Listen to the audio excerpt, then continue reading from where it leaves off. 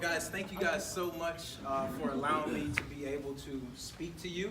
Thank you, Mr. Jenkins, so much just for the opportunity to be able to speak to you all. And I know it's very easy to kind of see the speakers like, oh, here we go, what they want to tell us, I can be great, all that good stuff.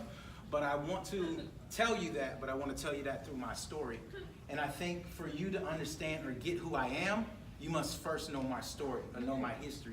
Because have you ever ran across someone who judged you and they didn't even know you? Raise your hand if that's ever happened. Right? Every day. Like, that's what we do, right? When we don't want to get to know someone, we look at them. Oh, man, look at him, man. He got this. Man, he got the jacket on, man. You think he's something? He ain't nothing. You know, we start doing that, right? But isn't that lazy? Think about it. That's lazy for me not to spend the time to get to know you. My brother, what's your name? Mark? Mark. So I know Mark now. I know his name. Now I can ask Mark, hey man, tell me your story. Tell me how you get to this school. Because we all been through something to get us to where we are today, right? So with that being said, let me just ask two things of you. These are questions that I ask everyone I speak to. I even spoke to the teachers, I think it was in January, and I asked them these two questions because before we start on anything, before transformation happens, we must be honest. Am I right? Yes. Like, anybody hate stuff that's built on a lie? Yeah. Relationships? Ooh. Right?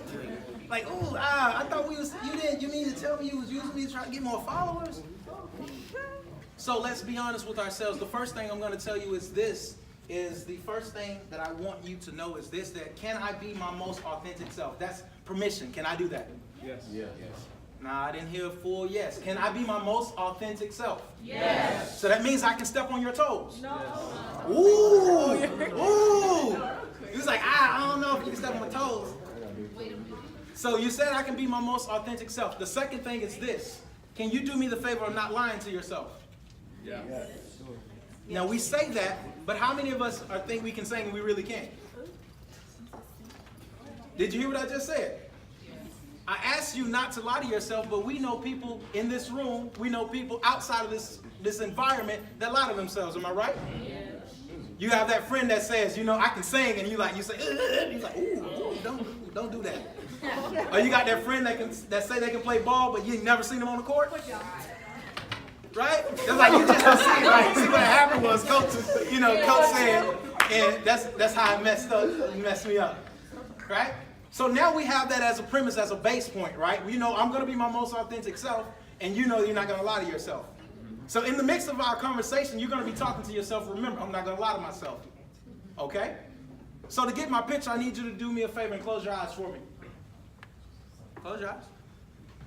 Now go ahead and slide your wallet across the table. I just playing. Just playing.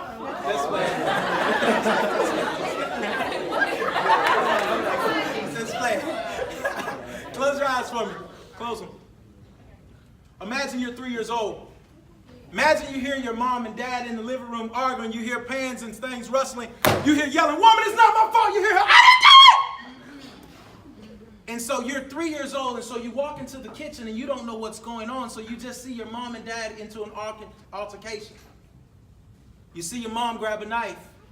You don't know what she's going to do with it, but next thing you know, you close your eyes and you open your eyes and your dad is grabbing you by the shoulders. Blood is leaking from his left arm. He's looking at you in the face and he says to you, I love you. Open your eyes. That's how my journey, or that's how the call to my life started. My mom and dad split up when I was 3 years old. And for me, it was as if when I found out, my mom and dad split up, I started to take these handcuffs, basically, and for my life, and I placed them on my wrist. And I developed this notion that I'm not good enough. And so anytime that I would walk or talk or do something, I had these handcuffs reminding me that I wasn't good enough. Because what happened was my mom and dad split up when I was 3 years old, and my dad, he would pick me up on the weekends, and sometimes he would be great at it, sometimes he wouldn't. My dad had a deep voice, and when he would tell me he's coming to pick me up, I'm like, yo, sweet, my dad's coming to pick me up. And then when it was close to that time to come get me, my dad would give me that phone call. Anybody ever had that phone call? Mm-hmm. You know that phone? Next week. Next week. I'm gonna try again. I'm sorry. Right. I know. Right. So we've had that experience, and so I had that experience, and so my dad told me, hey son, something came up. Now, granted, something did have came up. It could have been true. It could have been real. But as a young child, I'm looking at him like, I guess something was more important than me. And so I developed this notion in thinking that, I wasn't good enough. And so it's somewhat of a victim's mentality. And so my dad would pick me up from time to time on the weekend. He would do the best he could.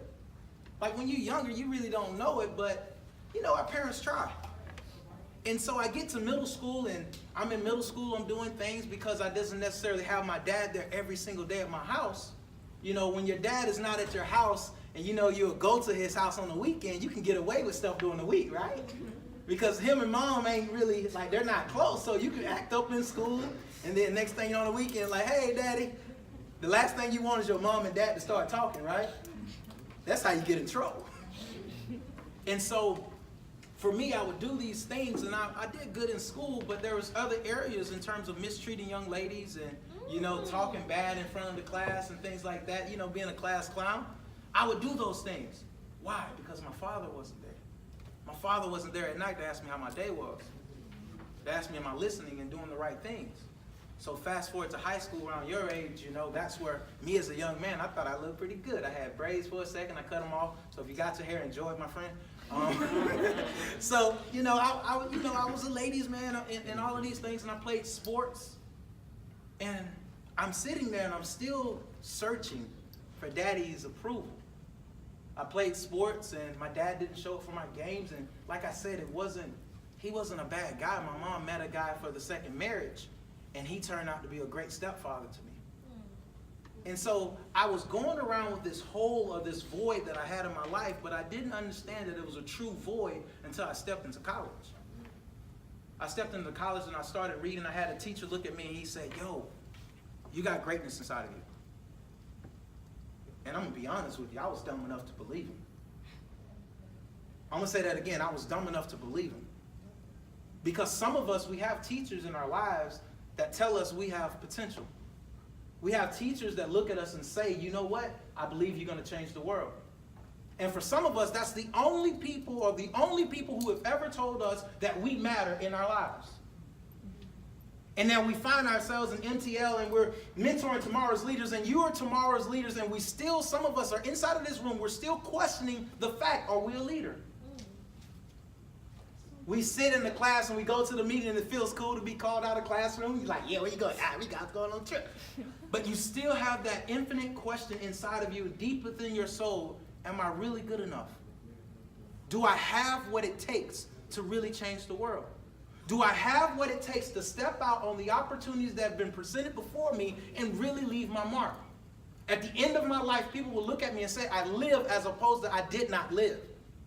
That's what sometimes we question. And so I was dumb enough to believe this teacher. And I started to investigate who I was. I started to investigate all the tools and the things that were inside of me. I've always been able to speak. I've been talking, like I said, since I was in middle school in front of the class. I was always talking. I was always speaking. I was always giving words of encouragement to people. But it wasn't until college where this teacher told me that I had more inside of me. And I started reading in this book that I was reading at the time. It was called Wild at Heart. And it said, for a young man like myself, it started to describe me. Have you ever read something that pointed you out and you like, what in the world? Yeah. That happened to me. So I'm reading this book, and this book said, hey man, you're a young man. There's a couple of things you look for: a battle to fight, a beauty to rescue, and a quest to conquer. And it said at certain monumental moments in your life, if your father's not there to give you that's my boy, you sometimes have a void. And you try to fill that void with multiple things. And I was like, what was I filling this void with? And I told you already, we can be real, right? So I was trying to fill that void with sex. I was trying to fill it with lust. I was trying to fill that void that I had with inside of me because I was looking for my father to affirm me. I was filling it with other things. And so eventually I read this book. I'm like, whoa, man, that book's scary. And I had a conversation with my dad. And I spoke to him. And we had that honest conversation. I was like, hey, man, I know you were young when you had me. My mom was 17 when she had me. My dad was 20. And my dad moved straight from Alabama and met my mom in Atlanta, Georgia. And so I told my dad, I was like, yo, hey, here's some of the things I felt when I was younger when you didn't come through. And when I was in high school, I saw other people with their kids, And I know that couldn't happen because I know you started a family and got married and had 3 kids. And because of that, here's how I felt. And my dad did something radically that changed my life. He apologized. And once he apologized, I felt like the weight just like lifted off me. And that started the change in my life. So I graduated college May the 7th of 2011. May the 12th of 2011, I moved to Florida.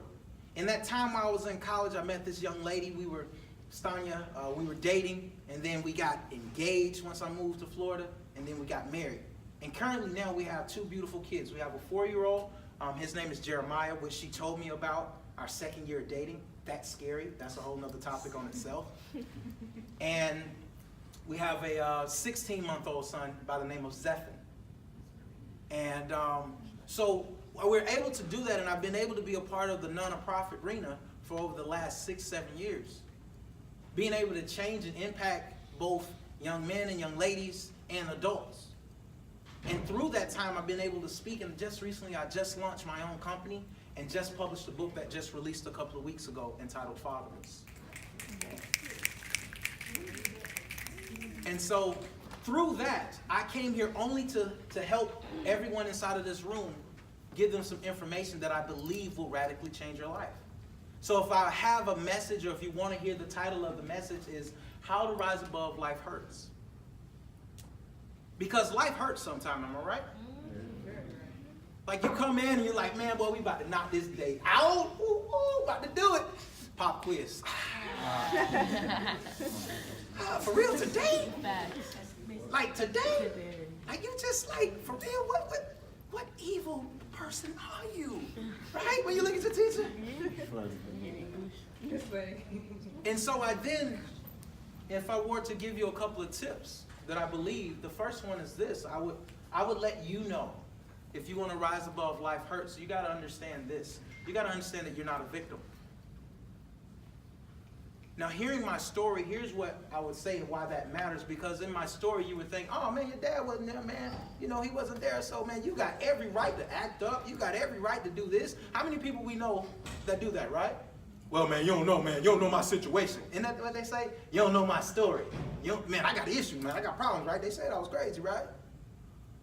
You're not a victim. Here's what I know about victims. When victims are victimized, they feel helpless, right? They can't do anything. How would I put this? You control 2 things in this world. Your attitude and your actions. That's it. Like as much as I want to like control you, I can't control you. You can't control anyone else.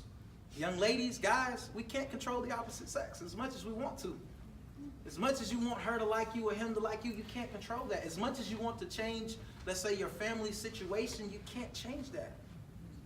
Growing up in Southwest Atlanta, man, I witnessed everything, man. I was a part of drive-bys. Could I change me being a part of a drive-by at a young age? No. And I thought that I was a victim. Dude, run from the police, run through my house. Open the door, police, gun drawn at me. Now, I could easily say I'm a victim. Wait, hold up, I'm a victim. But we're not. And so when you think that you're a victim, one thing you can't understand, man, you control your attitude and you control your actions. So that gives us what? Power. When you think of someone who's a victim, that's Pinocchio to me. Pinocchio is on the strings, right? Like if you give someone else that much power to allow you to be upset, to be excited, you know, someone else can dictate that to you. Like you're just a puppet. And I'll sit back all day. Hey, watch this. Hey, you want to see this? Watch this. Look at him. Right? But look, here's where we cut deep. How easy do we let social media do that to us? Every day. Right? Like if we're going to be honest with ourselves, like how easy do we allow these certain things like social media? Right? It's very simple. Let me turn my phone off. Oh, let me block. Right? Now these are the things that we sometimes allow us to feel like victims. So the next thing is this. You're not a victim. And the second thing is you got value. Like I want you to understand what I just said. You have value. I'm going to look at every eye in this room and communicate, you have value. And here's what I know about value. When you have something value, when you have something precious, it's worth what? Something. It's worth something. You guys are creative. You guys are leaders. You guys are change agents. You are going to impact someone. In fact, the average person, statistics have shown, the average person will encounter at least 10,000 people throughout their lifetime. Some of us got that in our Instagram followers, right? That's me. You are valuable. And when you are valuable and when you know that you're valuable, you carry yourself different, right? And that's what I want you guys to do as young leaders. I want you to walk around with a different level of drip. Like I don't want you to walk around like, man, I just someday I'm gonna do something. No, walk around with a sense of, we got class today. Oh, sweet, let's knock this thing out then. Why are you so confident? Because I understand who I am. And that's one thing I would tell you all is to dive into that. Figure out what makes you you. Figure out what makes you happy. Figure out what makes you sad. Because when you know yourself, that's the most important person to know. Sometimes we try to figure out other people before we know ourselves. When we know ourselves, we know what's inside of us. If I were to make a cake, let's say, and it's a chocolate cake, and you come to me and it's like, yo, Keith, man, you got walnuts in this. And I didn't put walnuts in that cake, I'm gonna look at you like you crazy, am I right? Mm-hmm. Why? Because you know. Because I what? You know you have the walnuts in it. I know what's in it, right? So figure out what's inside of you. Don't let anyone else dictate and bring on you, put a label on you, boom, you retarded, boom, you slow, oh, boom, you ain't smart. Don't let anyone put any labels on you. You determine and you show people how to treat you. And I'm quite sure we ran across people who's like, you try to disrespect them, like, whoa, I don't do that. We met people who knew their self-worth, right? Mm-hmm. And there's something about them that's just like, whoa, that's crazy. Like, you stood for that? That's what I want us to do inside of this room. Because here's what I know as leaders. When we do that, we leave a following. And people are attracted to that.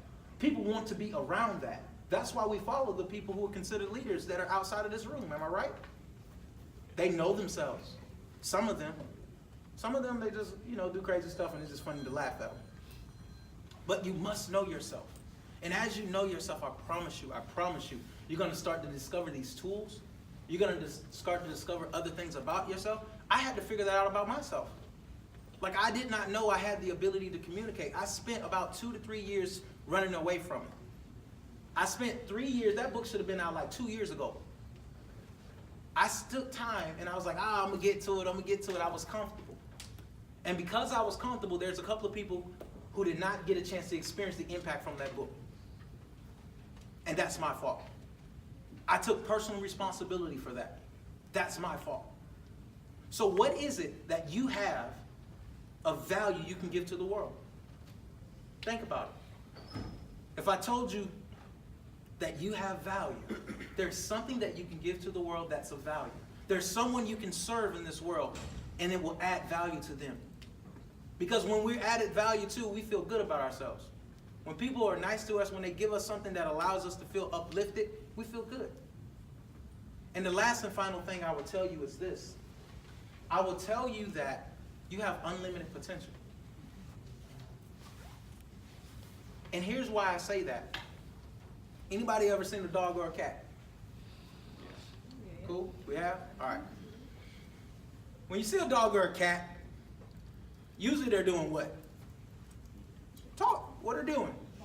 Barking, scratching, eating, meowing, a couple of meows, right? They do a little bit of that, cats meow, right? But they're not sitting there contemplating life's troubles, right?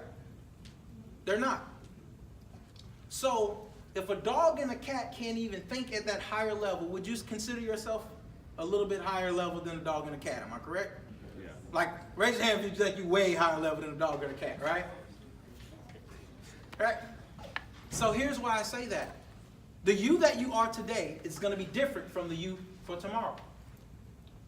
Think about that. How many of you guys at one point couldn't read? Raise your hand. Be honest. You couldn't read at one point, right? We all couldn't, right? Raise your hand, Kevin.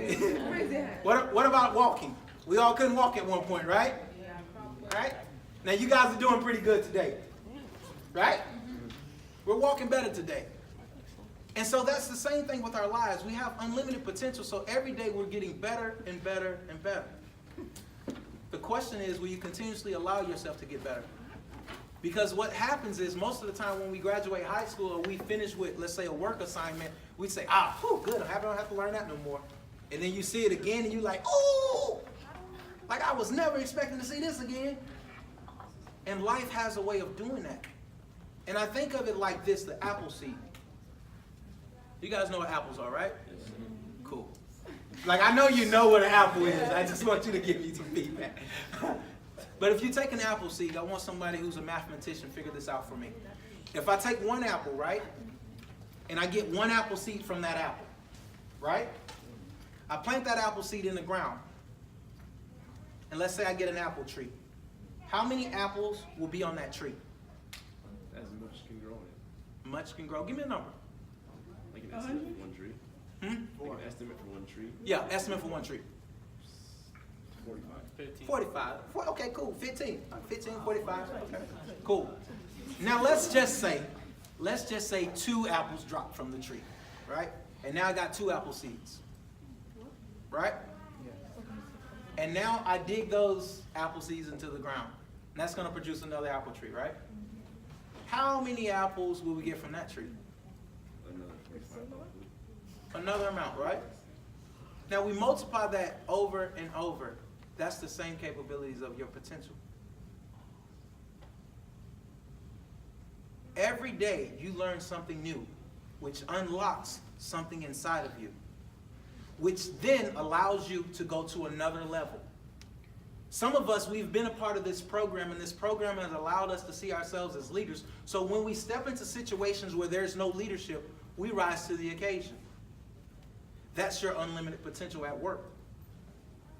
We step into our home environments and we see that the dishes are not done, or we see trash is here, and we see our little brothers and sisters haven't been bathed or are taken care of. So we step up and we rise to the level of the occasion that's going on.